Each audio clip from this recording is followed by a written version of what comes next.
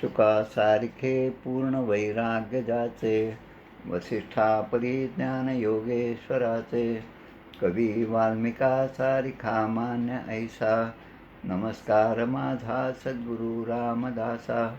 श्रीराम मला वाटते अंतरी त्वा बसावे, तुझ्या दासबोधासी त्वा बोध व्हावे, अपत्यापरी पाववी प्रेमग्रासा, महाराज या सद्गुरु रामदासा.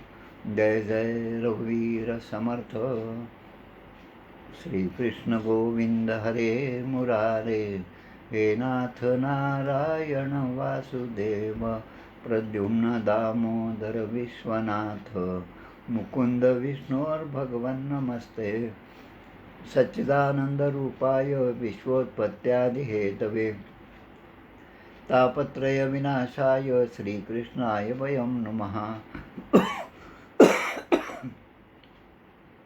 कृष्णाय वासुदेवाय हरये परमात्मने, प्रणतक्लेशनाशाय गोविंदाय नमो नमः.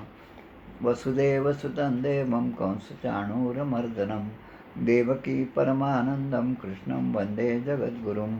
कृष्णकमलपत्राक्षं पुण्यश्रवणकीर्तनं, वासुदेवं जगद्योनिं नौमि नारायणं हरिं.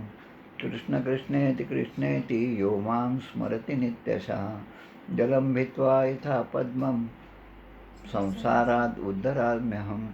कृष्णाय वासुदेवाय देवकी नन्दनाय च, नन्दगोपकुमाराय गोविन्दाय नमो नमः. नमः पङ्कजनाभाय नमः पङ्कजमालिने, नमः पङ्कजनेत्राय नमस्ते पङ्कजाङ्घ्रे. गोपाल कृष्ण भगवान की जय. चतुश्लोकी भागवत. श्री भगवान उवाच, ज्ञानं परमगुह्यं मे यद्विज्ञानसमन्वितं, सरसं तदङ्गं च ग्रहाणगदितं मया. यावानहं यथा भावो यद्रूपगुणकर्मकः, तथैव तत्त्वविज्ञानमस्तु ते मदनुग्रहात्. अहमेवासमेवाग्रे नान्यं यदसत्परं, पश्चादहं यदेतच्च यो वशिष्येत सोऽस्म्यहम्. ऋतेऽर्थं यत् प्रतीयेत् न प्रतीयेत् चात्मनि, तद्विद्यादात्मनो माया यथा भासो यथा तमः. यथा महान्ति भूतानि भूतेषुच्चावचेष्वनु, प्रविष्टान्यप्रविष्टानि तथा तेषु न तेष्वहम्. एतावदेव जिज्ञासं तत्त्वजिज्ञासुनात्मनः, अन्वयव्यतिरेकाभ्यां यत् स्यात् सर्वत्र सर्वदा. एतमन्तं समातिष्ठ परमेण समाधिना, भवान् कल्पविकल्पेषु न विमुह्यति कदाचित्. गोपाल कृष्ण भगवान की जय. अवतरणिका तृतीय स्कंधाची. तृतीय स्कंध प्रथमोध्याय. उद्धव विदुर भेट होय. कृष्ण बालक्रीडा सांगता होय. उद्धव द्वितीयोध्यायी. तृतीय अन्यलीला चरित्र. विदुर मैत्रेय भेट चतुर्थ. मैत्रेय सांगे विदुरा प्रत सृष्टिक्रम पंचमोध्यायी. षष्ठी विराट शरीर उत्पत्ति. सप्तमी प्रश्न. अष्टमी ब्रह्मोत्पत्ति. नवमी विधि द्वारा हरिस्तुति. दशमी सृष्टि कथा दशविध. मन्वंतर काल विभाग वर्णन. तो एकादश महान. द्वादश सृष्टि विस्तारण. 12 अवतार त्रयोदश. चतुर्दशी दिति गर्भधारण. पंचदशी जय विजय शाप वर्णन. षोडशी त्यांचे पतन. सप्तदशी जय हिरण्याक्षाचा. अष्टादशी हिरण्याक्ष वाराह युद्ध. 19वी हिरण्याक्ष वध. 20वी विधिसृष्टी नानाविध. 21वी कर्दम तपश्चर्या. कर्दम देवहूती विवाह 22वी. कर्दम देवहूती विहार 23वी. श्री कपिल जन्म 24वी. 25वी भक्तिज्ञान.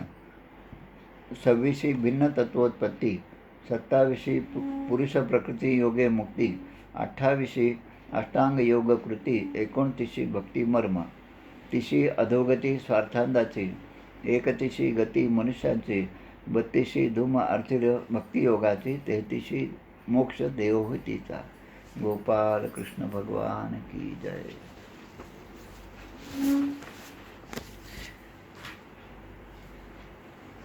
तृतीय स्कंदातील 32वा अध्याय.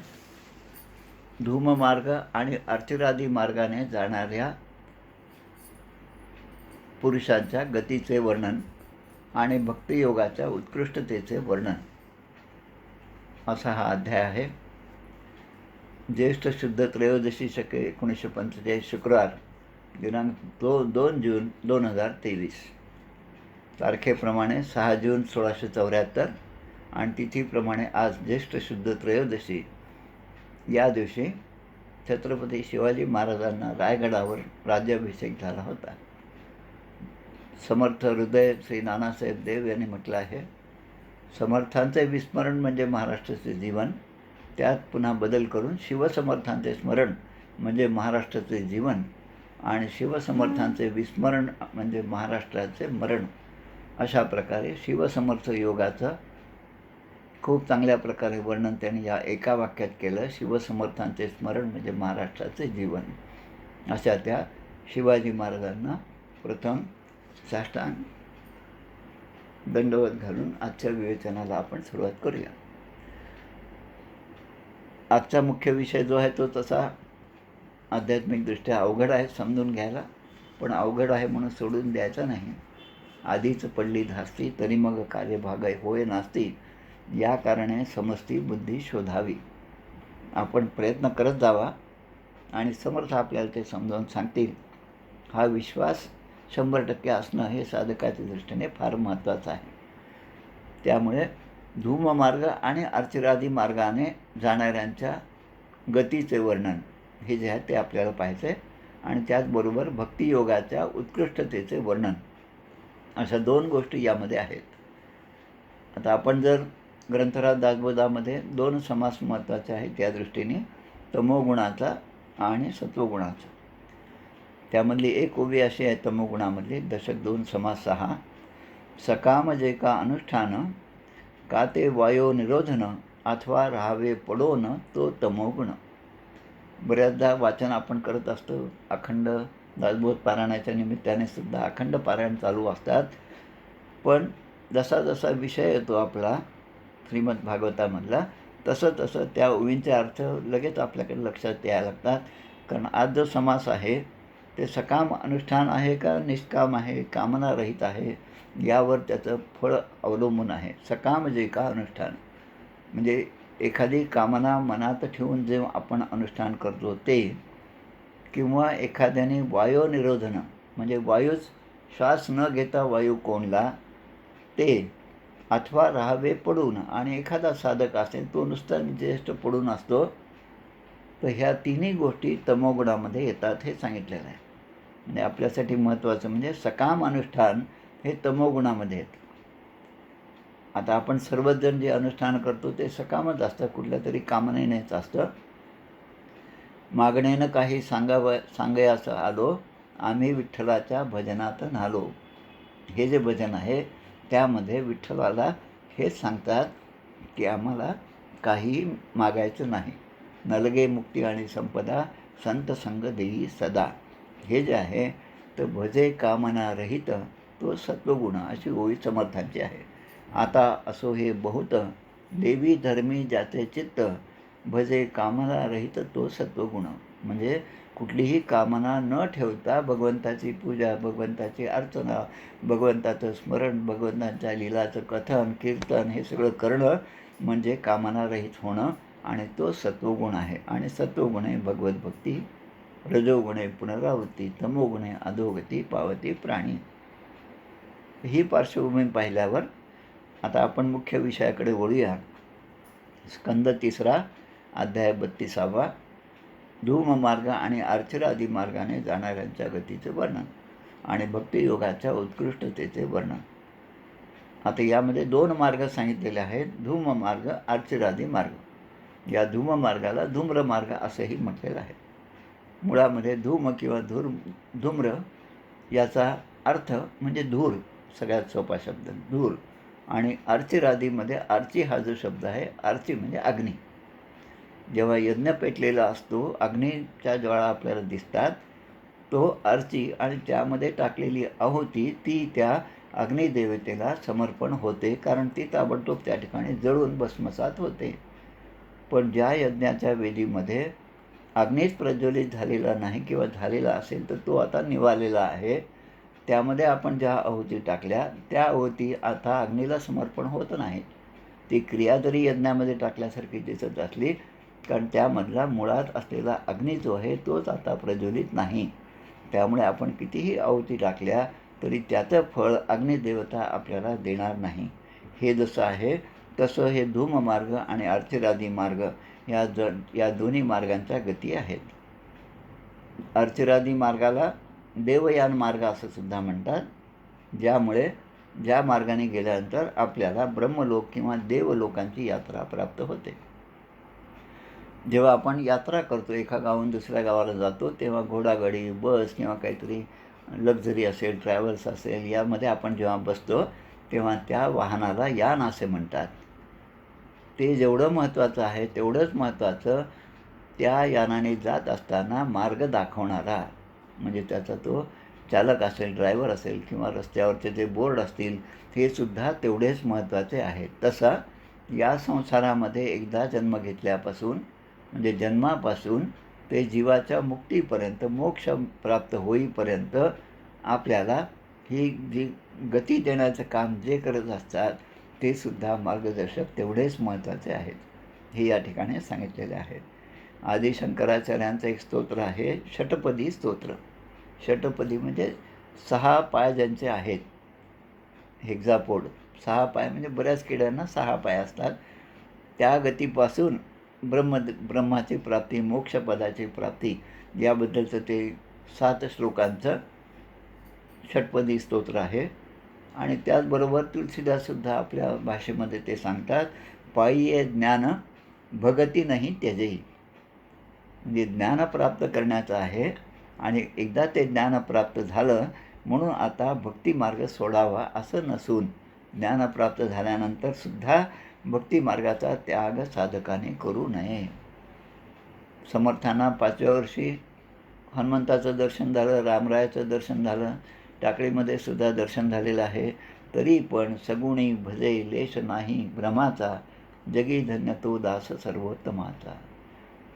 म्हणजे सगुणाची कास जी आहे ती शेवटपर्यंत सोडता कामा नये. कारण येथ वडील जे जे करती तया नामो धर्म ठेवती, तर त्याला धर्म असं म्हणतात. आणि इतर त्याप्रमाणे त्या मार्गदर्शनाप्रमाणे चालण्याचा प्रयत्न करतात. जसा मार्ग दाखवणारा तो सुद्धा तेवढाच महत्त्वाचा आहे. आता यामध्ये जे हे मूळ शब्द आहेत की देवयान मार्ग आणि पितृयान मार्ग, याबद्दलचं थोडंसं विवेचन करूया आणि मग मुख्य या अध्यायाला आपण बोलूया. की वर्तमान शरीर, आपलं जे शरीर आहे, नरदेह जो आहे, तो त्याग केल्यानंतर, त्याचा त्याग केल्यानंतर म्हणजे मरणानंतर या जीवाला जी परमगती प्राप्त होती तर ती कशा प्रकारे होती, ती 2 मार्गाने होती. एक मार्ग म्हणजे देवयान आणि दुसरा मार्ग म्हणजे पितृयान.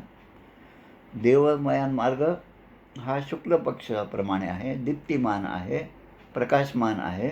आणि पितृयान जो आहे हा मार्ग कृष्ण पक्षाप्रमाणे अंधकारमय आहे. गीतेमध्ये सुद्धा 8व्या अध्यायामध्ये या दोन्ही गतींचं वर्णन केलं आहे. शुक्ल कृष्ण गती ह्येते जगतः शाश्वते मते, एकया यात्यनावृत्तीम अन्यया वर्तते पुनः. अन्यया वर्तते पुनः म्हणजे कृष्ण पक्षातले गती म्हणजे पितृयान, यामध्ये अन्यया वर्तते पुन्हा म्हणजे पुन्हा या ठिकाणी यावं लागतं आणि पुन्हा जावं लागतं. म्हणजे जन्म मरण जे आहे ते या दुसऱ्या मार्गामध्ये, पितृयान मार्गामध्ये, ज्या ठिकाणी आपण पितरांचं भजन करतो, देवतांचं भजन पूजन करतो, त्यामध्ये पुन्हा पुन्हा जन्म आणि मरण हे आहे. पण देवयान मार्ग जो आहे त्यामध्ये शुक्ल पक्षे गती घेते जगतः शाश्वते मते. शाश्वत मार्ग असा हा तोच एक आहे. यामध्ये जे ब्रह्मज्ञानी आहेत, संत आहेत, ते सदैव मुक्त आहेत, ते जीवनमुक्त आहेत. त्यांचा जो मार्ग आहे तो अर्चिरादी मार्ग आहे. म्हणजे त्या अग्नीमध्ये आहुती दिल्याप्रमाणे ती परमेश्वराला, अग्निदेवतेला ती प्राप्त होते. यामध्ये त्यांचा देहत्याग झाल्यानंतर त्यांना जवळपास 12 प्रकारच्या लोकांमधनं प्रवास करावा लागतो. हे 12 मार्ग म्हणजे कोणते? आधी अग्निलोक, मग अहलोक, शुक्ल पक्ष, उत्तरायण लोक, संवत्सर लोक, वायुलोक, सूर्यलोक, चंद्रलोक, विद्युत लोक, वर्णलोक आणि ब्रह्मलोक.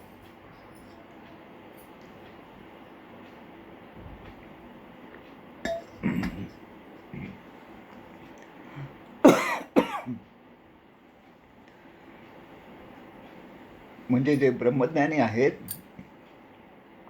ते पहिल्यांदा अग्निलोकामध्ये जातात. अग्निलोकामधले जे देवता आहेत ते आपल्या लोकाचं दर्शन करून त्यांना पुढच्या देवतेपर्यंत पुढच्या लोकापर्यंत नेऊन पोहोचवतात. जसं अहलोक आहे, म्हणजे तो त्या जीवाला अहलोकापर्यंत नेऊन पोहोचवून ते अग्निलोकाचे जे प्रमुख देवता आहेत ते पुन्हा आपल्या ठिकाणी परत येतात. त्यानंतर अहलोकामधले जे देवदैवत आहे ते त्यांना आपला लोक दाखवून पुढच्या लोकांपर्यंत नेऊन पोहोचवतात. हे कसं आहे की जसं जैन साधू आहेत ते त्या सुमेरू पर्वत त्यांचं जे मुख्य ठिकाण आहे कलकत्त्याच्या जवळ, तिकडे ते पायी भ्रमण करीत असतात. आणि ते भ्रमण करत असताना जेव्हा पदयात्रा केली तेव्हा अशा 2-3 जैन साध्वी स्त्रिया ज्या आहेत त्यांचं दर्शन आम्हाला पायी जात असताना झालं आणि त्यांच्याबरोबर थोडासा सत्संग पण झाला. तर ते आदल्या गावामधली जी माणसं असतात ती त्यांच्याबरोबर येऊन त्यांना पुढच्या गावापर्यंत नेऊन पोहोचवतात. पुढच्या गावामध्ये पोहोचल्यानंतर पुन्हा त्या पुढच्या गावाची माणसं आधी तिथे येतात आणि मग त्यांना घेऊन मग पुन्हा एका गावापर्यंत पोहोचवतात. म्हणजे असं एकानंतर एक त्यांना त्या सुमेरू पर्वतापर्यंत कोणी ना कोणी त्यांना मार्गदर्शक असे रस्त्यामध्ये ती योजनाच तशी झालेली असते. तसं हा अर्चिरादी मार्ग आहे. या 12ही लोकांमधनं जीवाची गती जी आहे ती अशा प्रकारे होत असते. याला अर्चिरादी मार्ग असं म्हणतात.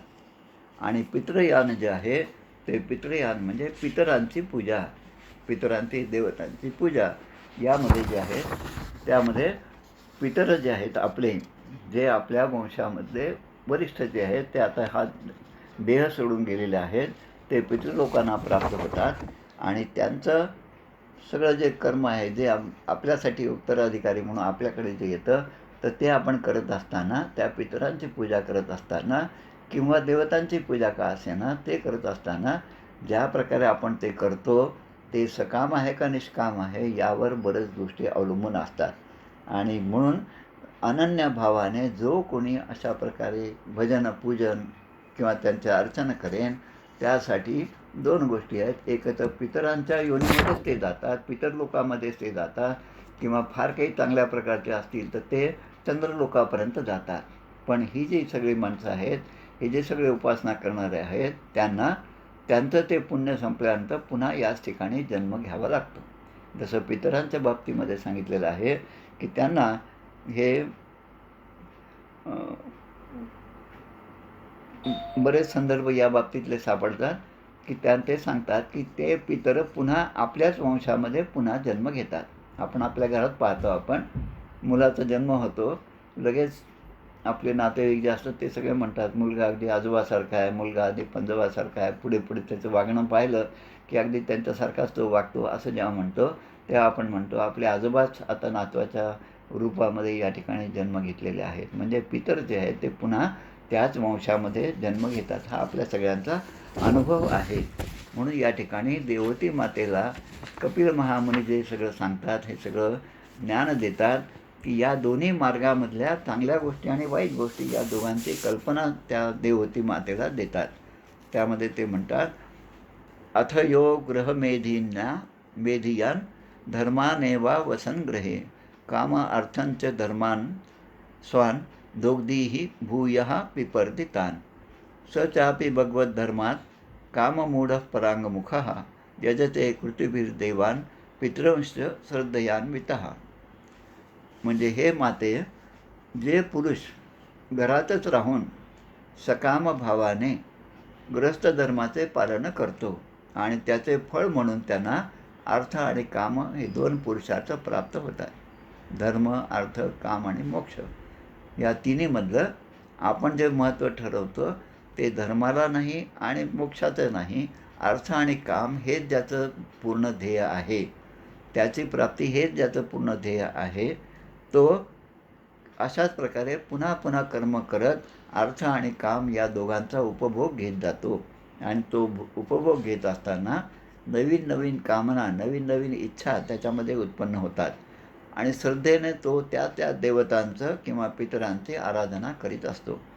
आणि मग कारण त्याची ती श्रद्धा असते, त्या श्रद्धेशी तो निगडीत असतो आणि म्हणून देव आणि पितर ह्यांचे तेच उपास्य दैवत आहे असं समजतो. त्याला चंद्रलोकाची प्राप्ती होते. चंद्रलोकामध्ये सोमपान करायला त्याला मिळतं. पण त्या ठिकाणचं पुण्य त्याचं क्षीण झाल्यावर गत्वा चांद्रमसं लोकम सोमपाहा पुनरेष्यति म्हणजे पुन्हा त्याचा जन्म या ठिकाणी होतो. पण त्याच्या विरुद्ध जे ब्रह्मज्ञानी आहेत त्यांची गती सांगतात आता, की प्रलय काळामध्ये जेव्हा शेषशाही भगवान शेषशय्येवर पडलेले असतात, तेव्हा गृहस्थाश्रमातील सकाम लोकांना, म्हणजे आता आपण सगळे त्यामध्ये आलो, त्या लोकांना प्राप्त होणारे सर्वही लोक लयाला जातात. म्हणजे त्यांना ते प्राप्त झाले, पण ते सगळे लोक जे आहेत, जे आपण पाहिले ते सगळे लोक त्यामध्ये विलीन होतात. पण याच्या उलट जे विवेकी आहेत, ब्रह्मज्ञानी आहेत, त्यांनी आपल्या धर्माचा उपयोग अर्थ आणि काम याच्या प्राप्तीसाठी केलेला नसतो. म्हणजे त्यांना स्वतःसाठी काही मिळवायचं नसतं आणि स्वतःच्या इच्छासुद्धा काही नसतात. तरी पण ते धर्माच्या मार्गाचं अनुक्रमण करतात, धर्माच्या मार्गाने सगळं जीवन जगतात. त्यांच्यासाठी भगवंताच्या प्रसन्नतेसाठी हे सगळं करत असतात. त्यांना निवृत्ती धर्मपरायण, निवृत्ती धर्म म्हणजे कुठलीही प्रवृत्ती नाही, प्रवृत्ती म्हणजे संसारामध्ये आसक्ती नाही, ममतारहित आहेत, ते कुठल्यामध्ये आसक्त नाहीत आणि अहंकार शून्य आहेत. म्हणजे मी करत आहे हा भावसुद्धा नाही. यस्य नाहंकृतो भावो, हे जे गीतेत म्हटलं आहे, तशा धर्माने जे आराधना करतात भगवंताची ते खऱ्या अर्थाने शुद्ध चित्त होतात. म्हणजे त्यांचं चित्त हे शुद्ध होतं आणि शेवटी ते सूर्यमार्गाने, सूर्यमार्ग म्हणजे शुक्ल पक्षाचा किंवा अर्चे मार्ग किंवा देवयान मार्ग, या मार्गाने ते माझ्यासारख्या पूर्ण पुरुषालाच येऊन प्राप्त होतात असं या ठिकाणी सांगितलेलं आहे. आता पुढच्या श्लोकात गत्वा चांद्रमसं लोकम सोमपाहा पुनरेष्यति, हे पण आपण पाहिलं. आता पुढच्या भागात पाहू. ये स्वधर्मान् दुह्यन्ति धीराः कामार्थ हेतवे निस्संगान्यस्त कर्माण प्रशांता शुद्ध चेतसा. आणि निवृत्ती धर्मनिरता निर्ममा निरहंकृताः स्वधर्माख्येन सत्वेन परिशुद्धेन चेतसा. जे विवेकी पुरुष, ज्यांना विवेक कळला आहे, समर्थांचा विवेकावर का भर होता हे श्रीमद भागवत ऐकल्यावर, अभ्यास केल्यावर आता लक्षात येतं की विवेक जे आहेत, विवेकाचे फळ ते सुख, अविवेकाचे फळ ते दुःख. अविवेक म्हणजे या संसारावर ज्याने प्रेम केलं त्यांचं फळ दुःखरूप कसं आहे, कारण ते ज्या लोकामध्ये जातात त्या लोकाहून पुण्य संपल्यानंतर ते परत परत येतात. पण जे विवेकी पुरुष आहेत ते त्या धर्माचे अर्थ आणि उपभोगासाठी ते उपयोग करत नाहीत.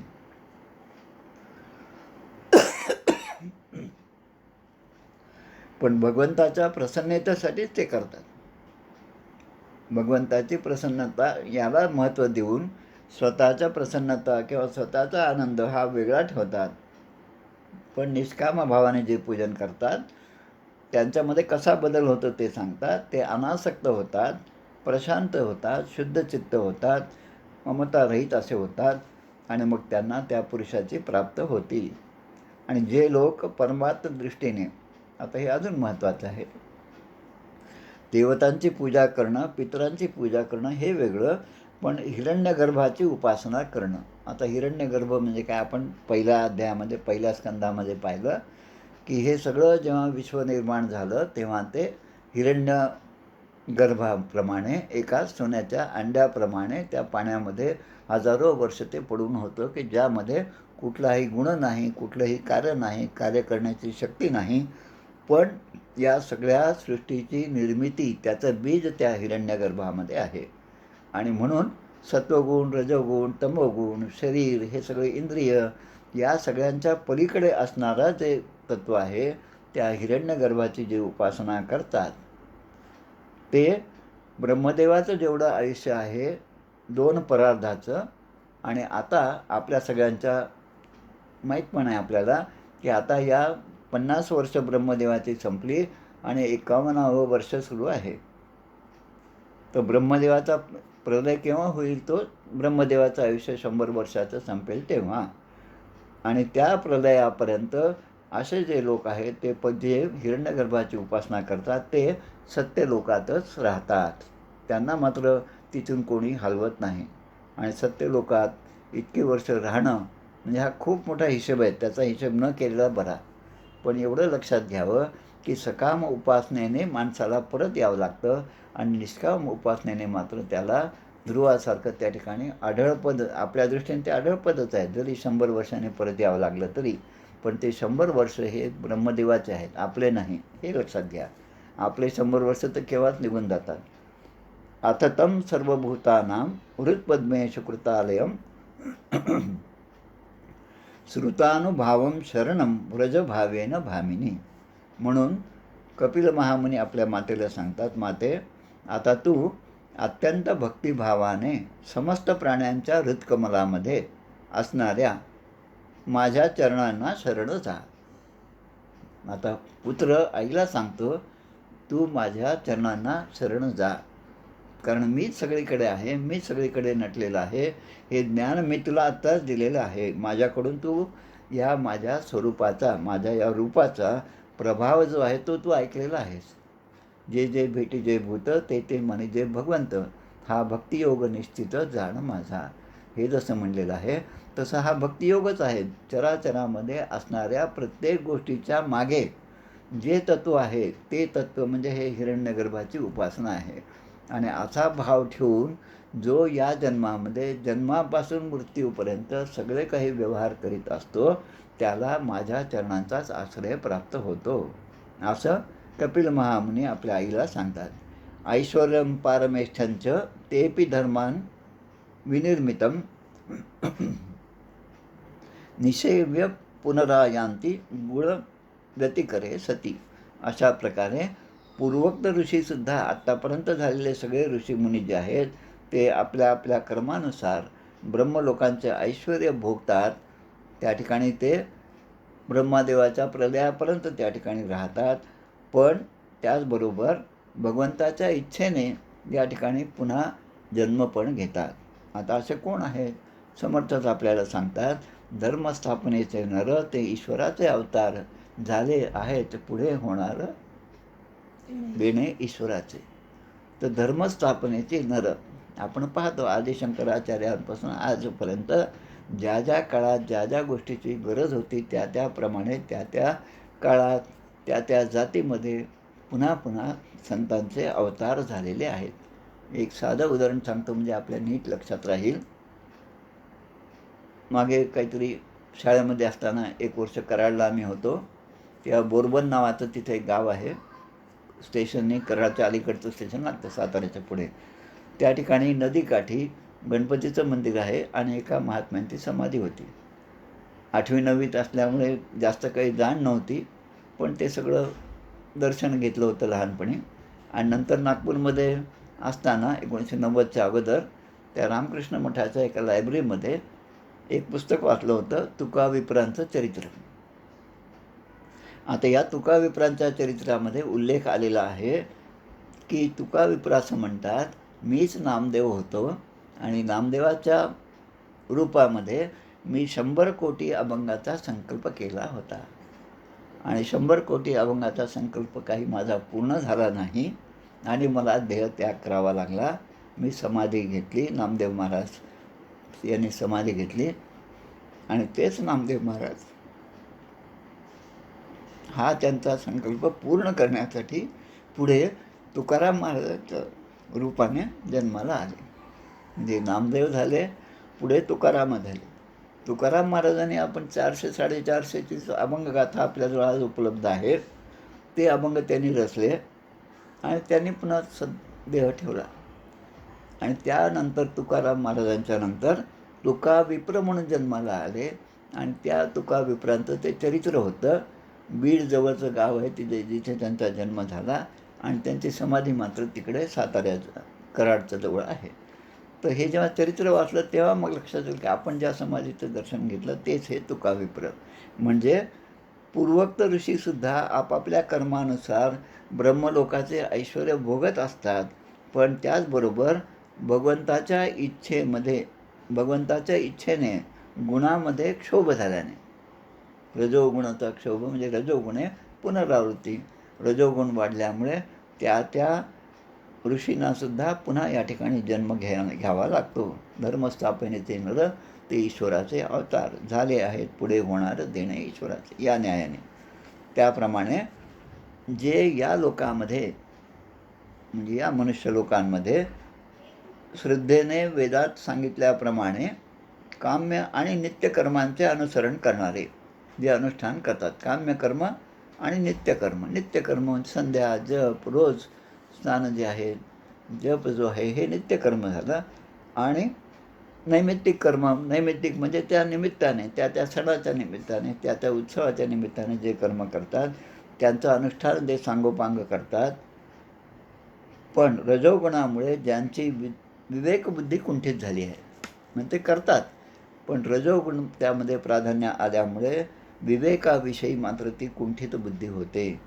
मग त्यांच्या हृदयामध्ये काही वेगळ्या कामना असतात, इच्छा असतात आणि त्यामुळे त्यांचे इंद्रिय ते स्वाधीन नसतात. आणि मग ते लोक काय करतात, ते आपल्याच घरामध्ये आसक्त होऊन नेहमी पितरांचीच पूजा करतात. म्हणजे त्यांना कोणती गती मिळते तर यामध्ये सांगितल्याप्रमाणे धूम्र मार्गाची गती मिळते की ज्यामुळे त्या पितर लोकांना प्राप्ती झाल्यानंतर पुन्हा ते पुण्य संपल्यानंतर पुन्हा ते या ठिकाणी जन्म घेतात असं या ठिकाणी सांगितलेलं आहे. आता पुढच्या भागात पाहू आपण.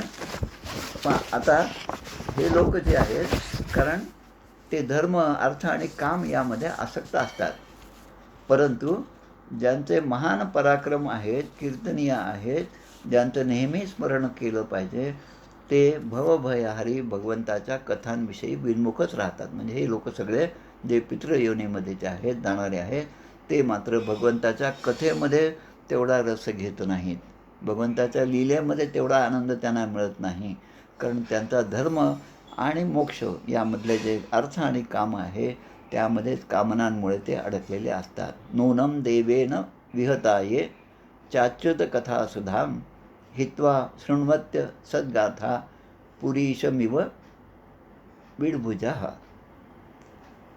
जसे विष्ठा खाणारे कुत्रे आणि डुक्कर जसे आहेत ते नेहमी विष्ठेचीच अपेक्षा करतात, त्याचप्रमाणे जे मनुष्य कथामृत सोडून, पहा किती गोष्टी स्पष्टपणे सांगितलेल्या आहेत, जे मनुष्य कथामृत सोडून निंदनीय अशा विषयांच्या वार्ताच ऐकतात, विषयांकडेच धावतात, विषयातच सुख मानतात, ते निश्चितच दुर्दैवी आहेत असं कपिल महामुनी आपल्या आईला सांगत आहेत. दक्षिणेन पथार्यम्न पितृलोकम व्रजन्ति ते प्रजामनु प्रजायत्ने श्मशानांत क्रिया कृता. आता या ठिकाणी 16 संस्काराचा संदर्भ सांगितलेला आहे. गर्भाधानाच्या संस्कारापासून अंत्येष्टीपर्यंतचे 16 संस्कार आपल्या धर्मात सांगितलेले आहेत.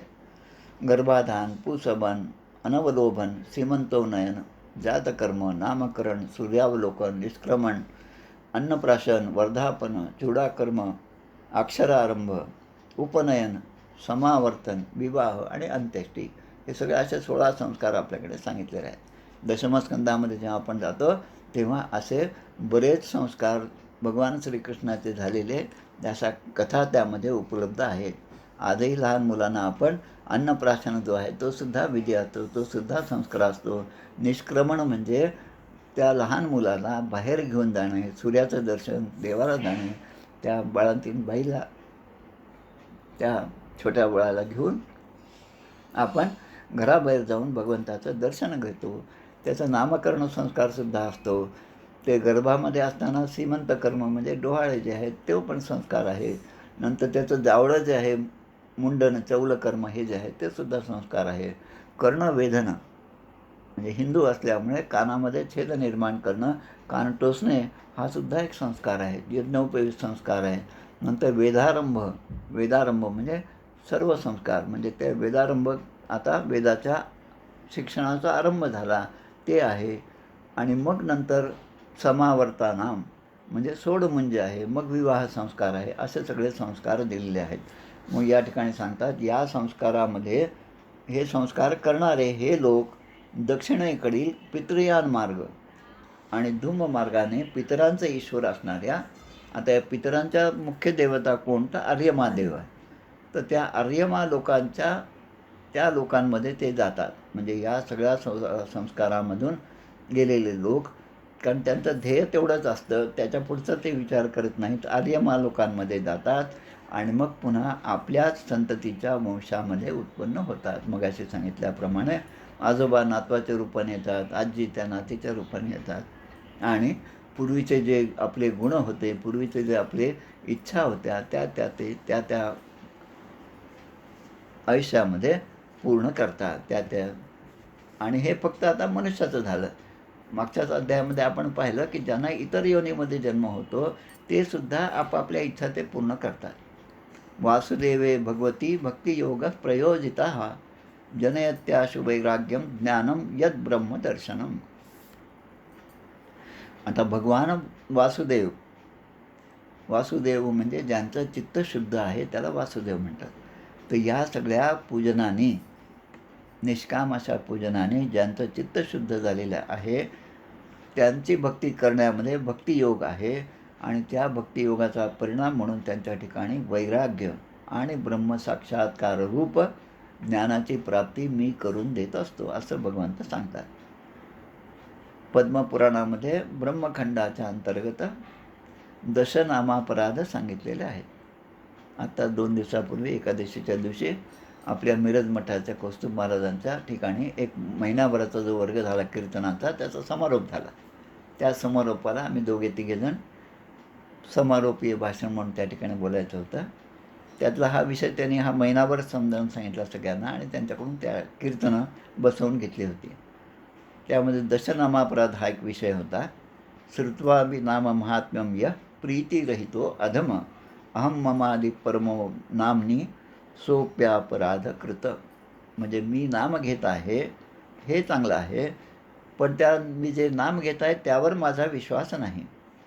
नामाचे महात्म्य जे आहे ते जाणूनसुद्धा जर माझी विषयासक्ती तसंच राहिली तर हा नामाचा अपराध आहे.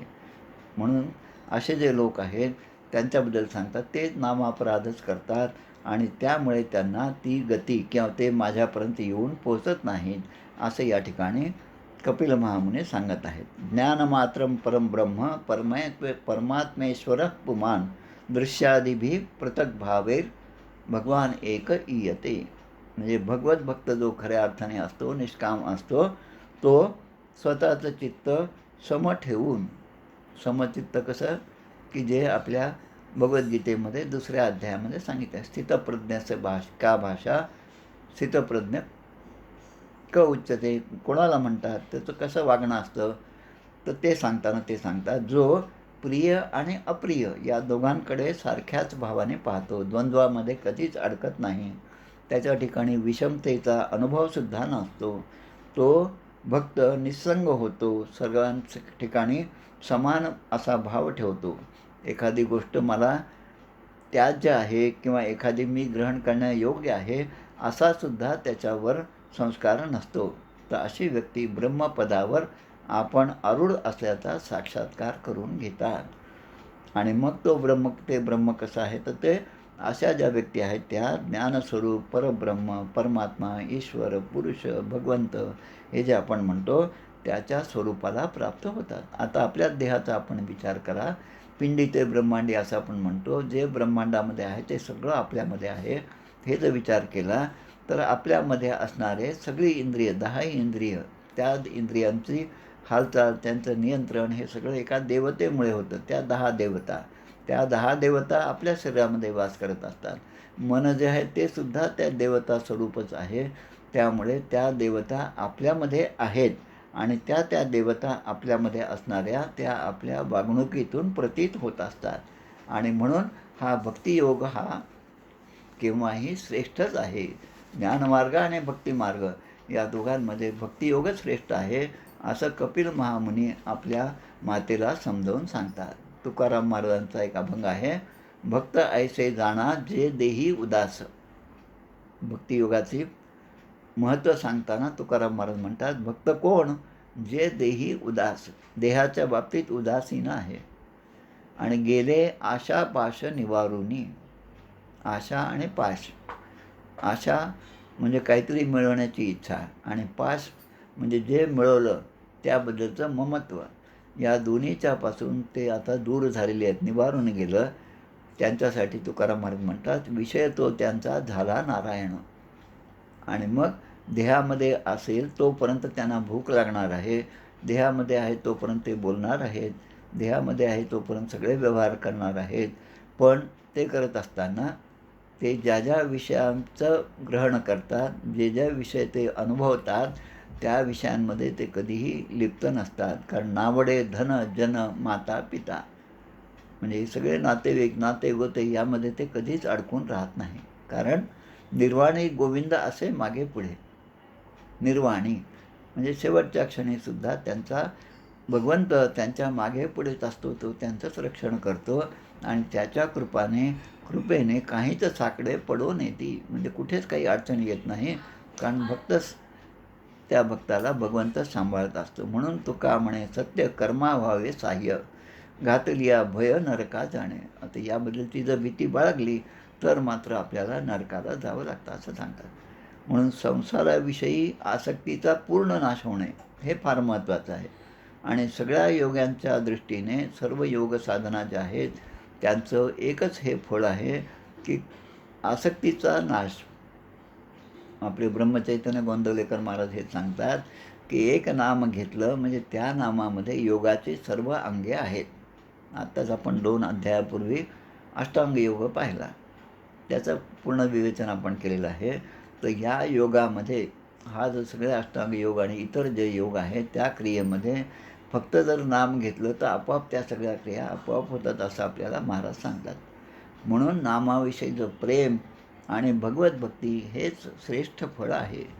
इत्येतत् कथितं गुरुवी ज्ञानं तद् ब्रह्मदर्शनम येनानुबुध्यते तत्त्वं प्रकृते पुरुषस्य च.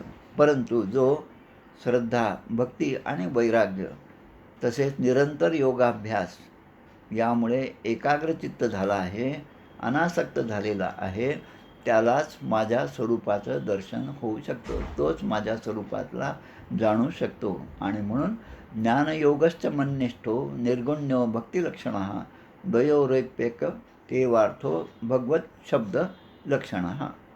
म्हणजे हे देवी, निर्गुण ब्रह्माची उपासना करणं म्हणजे ज्ञानयोग आहे. सोप्या शब्दात त्यांनी सांगितलं. आपण म्हणतो कर्म उपासना ज्ञान गंभीर, ज्याच्या म्हणणं मात्रे आत्मा गोचर.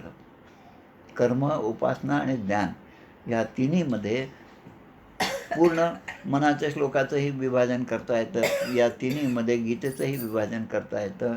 गीतेमधले 18 अध्याय जे आहेत त्यामध्ये ह्या 3 विभागामध्ये त्याचं विवेचन करता येतं. आणि असे केलेलं एका ठिकाणी जाण्याचा योग मला आला. अंतवार नावाचं गाव आहे, आपल्या आत्माराम महाराजांच्या एकेवाडीपासून जवळच आहे. त्या ठिकाणी जे जीवनमुक्त महाराज होते त्यांनी त्यांच्या मुलांकडून 6 अध्यायाचं विवेचन करणारे जीवनमुक्त गीता नावाचा ग्रंथ लिहिला. तो पण मला त्या ठिकाणी पाहण्यात आला. आत्ता 1700च्या शतकामधली ही गोष्ट आहे. तर या तिन्ही गोष्टी, निर्गुण ब्रह्मविषयक जी चर्चा आहे त्याला ज्ञानयोग, सगुण ब्रह्माविषयी जी चर्चा आहे त्याला भक्तियोग. म्हणजे मी जे सांगत आहे कपिल महामुनी सांगतात, सगुणाची भक्ती आणि निर्गुणाबद्दलचं ज्ञान. निर्गुणाबद्दलचं ज्ञान करून घेणं तसं अवघड आहे, पण ज्यांना तो मार्ग योग्य वाटतो ते ज्ञानयोगी असतात. पण ज्यांना भक्ती जी आहे की भक्ती म्हणजे फक्त आता आपला भार देवावर टाकणं आणि जसं देव सांगेल, माळीये जे उते नेले ते उते निवांतचे गेले, जसं ते पाणी जसा जसा पाठ असेल त्याप्रमाणे त्या त्या भागाकडे जसं वळत जातं, तसं भगवंतावर पूर्ण भरोसा ठेवून जो भक्तीचं आचरण करेल त्या दोघांसाठीही एकच मार्ग आहे आणि शेवटी तो भगवंतालाच प्राप्त होतो. म्हणून सात्विक असो, राजस असो, तामस असो किंवा निर्गुण असो, अशा चारही भक्तियोगाने जन्मादी विकारांचा जे हेतू आहेत की ज्यांची गती जाणता येत नाही. आता काळाची गती आपल्याला जाणता येत नाही, त्या काळाचे स्वरूपसुद्धा मी तुला सांगितलेले आहे. आता कपिल महामुनी 2 गोष्टी फार महत्त्वाच्या सांगतात, आपल्या मातेला सांगतात आणि आपल्या दृष्टीने सुद्धा फार महत्त्वाच्या आहेत. त्या पाहून त्याबरोबरच हा अध्याय समाप्त होत आहे की हा जो उपदेश आहे कपिल महामुनीने आपल्या आईला दिलेला, तो उपदेश कोणाला सांगू नये ते सांगतात. त्याचे 2 श्लोक आहेत आणि कोणाला हा उपदेश सांगावा असे 2 श्लोक आहेत. तर हे कोणाला सांगू नये 39 आणि 40व्या श्लोकात म्हणतात, जे दुष्ट आहेत, दुष्ट प्रवृत्तीचे आहेत, उद्धट आहेत, घमेंडखोर आहेत, दुराचारी आहेत, दांभिक आहेत, विषयलोलूप आहेत, विषयातच आनंद मानणारे आहेत, आपल्याच ग्रहामध्ये आसक्त आहेत, अभक्त आहेत, भक्तांचे द्वेष करणारे आहेत, त्यांना हा योग सांगू नये. आणि कोणाला सांगावा तर जे श्रद्धाळू आहेत, जे मुमुक्ष आहेत, जे भक्त आहेत, विनयशील आहेत, दुसऱ्यांच्या विषयी दोषदृष्टी न ठेवणारे आहेत, सगळ्या प्राणीमात्रांशी मैत्री भाव ठेवतात, गुरुसेवेमध्ये अत्यंत तत्पर आहेत, बाह्य विषयांच्या ठिकाणी अनासक्त आहेत, शांतचित्त आहेत आणि मला परमप्रिय मानणारे आहेत, त्यांना हा योग जरूर सांगावा. म्हणून आपण त्या अथर्वशीर्षामध्ये सुद्धा आहे, यो यदि मोहात दासती स पापियान भवती इदम अथर्वशीर्षम अशिष्याय न देयम. अशिष्य माणसाला हे अथर्वशीर्ष देऊ नये. आणि यो यदि मोहात दासती, मोहामध्ये अडकून जर कोणी कोणाला दिलं, म्हणजे अशिष्याला दिलं, तर स पापियान भवती, तो पापी होतो. आणि मग याच अध्यायामध्ये शेवटच्या श्लोकात ते सांगतात, य इदम शृणुयात अंब, अंब म्हणजे आई, य इदम शृणुयात अंब, हे पण तू आता ऐक, श्रद्धया पुरुषः सकृत यो वाभिधत्ते मच्चित्त स हेती पदवीं च मे. की जो माझ्या ठिकाणी चित्त ठेवून श्रद्धापूर्वक हा सगळा जे मी सांख्ययोग सांगितला, हे जे सगळे कपिल महामुनींचा उपदेश आहे, तो एक वेळ का होईना श्रवण करतो किंवा त्याचं कथन करतो, तो माझ्या परमपदाला प्राप्त होईल. म्हणजे आत्तापर्यंत 33 अध्याय आपण ऐकले, त्यामधल्या 32व्या अध्यायामध्ये भगवंतांनी आपल्याला आश्वासन दिलेलं आहे की एक वेळ का होईना जो हे श्रवण करील, म्हणजे आपण सगळे श्रवण करत आहोत, मी पण श्रवण करतच आहे माझे शब्द, आणि कथन करेल. तर आता आपण जे ऐकलं ते सुद्धा आपण जर दुसऱ्यांना सांगितलं तर असा मनुष्यसुद्धा माझ्या परमपदाला प्राप्त होईल. म्हणजे आपलं जे बँक बॅलन्स आहे ते वाढत जाईल असं सांगतात. पण तरी पण आपलं बँक बॅलन्स वाढलं नाही तर त्याचा दोष कोणावर आहे, तो पुन्हा आपल्यावरच आहे. कारण भगवंतांनी अनेक मार्ग दिले, पण त्यापासून पळवाटा काढण्यासाठी अनेक गोष्टीसुद्धा दिल्या, त्या विषयजनित आहेत. आणि त्या विषयजनित असल्यामुळे जेवढं आपलं त्या ठिकाणी संच झालेला आहे, तो संच झालेल्या गोष्टींचा व्यय होत जातो. आणि त्यामुळे असा जो परिणाम आपल्याला दिसतो की जो माझ्या परमपदाला प्राप्त होईल आणि तो होत नाही असं दिसतं, तर त्यामध्ये चूक आपलीच आहे, हे लक्षात घ्यावं, असं ते आपल्या आईला सांगतात. इति श्रीमद्भागवते महापुराणे पारमहंस्यां संहितायां तृतीयस्कंधे कापिलेयो 32 गोपाल कृष्ण भगवान की जय. आता 33वा अध्याय म्हणजे या तृतीय स्कंधाचा शेवटचा अध्याय, की देवहूतीला आता तत्त्वज्ञानाची प्राप्ती झाली आणि देवहूती मातेने मोक्षपदाची प्राप्ती झाल्यामुळे आपला देह त्या ठिकाणी विसर्जित केला. असा 3ऱ्या स्कंधामधला शेवटचा अध्याय आपण आता उद्या पाहणार आहोत. गोपाल कृष्ण भगवान की जय. 2-3 दिवसापासून तब्येत चांगली नाही, त्यामुळे झोपणंच होतं. भगवंतांनी चांगलं केलं दिवसासाठी. आरती म्हणूया आपण. जय हो जय श्री भागवता आरती करी तुझ भगवंता. जय हो जय श्री भागवता, आरती करी तुझ भगवंता. श्री शुक मुनीने परम भक्तीने नाना परीने गायले जा हरिचरिता. आरती करी तुझ भगवंता. वेद तरुचे मधुर फळ, स्वादुरसे जे सोज्वळ. आत्माराम मुनी अचळ, सेवुनी करीती जन सफळ. महापर्वणी आली अवनी, की अगहरिणी भवजलतरणी. ती पतिता आरती करी तुझ भगवंता. येथे व्यासांची वाणी, सार्थक हरिगुण गावोनी. शास्त्र पुराणी मुकुटमणी, परम प्रेमामृत जननी. सहज सेविता भाविक भक्ता, उदार दाता मोक्ष तत्वता देहाता. आरती करी तुझ भगवंता. गमते जणू मानस तीर्थ, द्वादश सोपाने युक्त. निर्मल भक्ती जले भरित, विहरे हरिहंस चितेथ. श्लोक सुकुमले संत अलिकुले, सेवुनी रमले भान विसरले. रस पिता आरती करी तुझ भगवंता. अपार महिमा ग्रंथाचा, वदवे ना कोणासाचा.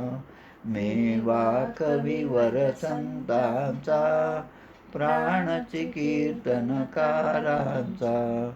जणू बोधाचा स्वयंप्रभेचा, द्वादश कळीचा रवी अंतरीचा तमहरता. आरती करी तुझ भगवंता. ग्रंथ नव्हे हा श्रीकृष्ण, गीते वेधी मन पूर्ण. अनन्य होता या शरण, खचित टळे जन्म मरण. त्रिताप जाती चिरये शांती, नाथई बदती रामपदी ठेवी माथा. आरती करी तुझ भगवंता. जय हो जय श्री भागवता, आरती करी तुझ भगवंता. गोपाल कृष्ण भगवान की जय. जय जय रघुवीर समर्थ.